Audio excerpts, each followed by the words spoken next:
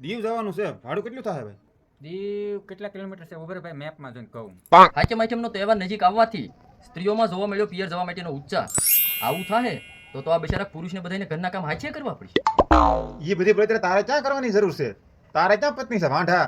એ ભાઈ કોને કે ફોન ચાલુ છે ભાઈ. હા ભાઈ જોયું? જોઉં છું ભાઈ. પોલીસે પાડી રેડ, 5 જુગારીઓ જુગાર રમતા પકડાયા, 4 મોબાઈલ સહિત 5 લાખ રૂપિયાનો મુદ્દામાલ થયો જપ્ત. હજી તો હાચમ આઈટમને વાર છે, તા તો જુગાર પકડાવા મળ્યો. શું થાહે હાચમ આઈટમ? એટલે ભાઈ તારે ક્યાં જુગાર રમવો તો તારા બળતરા હોય? તારા ખિસ્સામાં 10 રૂપિયા નો હોય લુખા. એ ભાઈ કોને કે? ફોન ચાલુ છે ભાઈ. એટલે ભાઈ જોવો ને ઉભા ભાઈ તો મગજનું દહીં થતું હોય ને. એટલે ભાઈ જોઉં છું નેટ હાલે એમ થાય ને. ગુજરાત નેશનલ હાઈવે પર અકસ્માત થવાથી 2 વ્યક્તિની હાલત થઈ ગંભીર.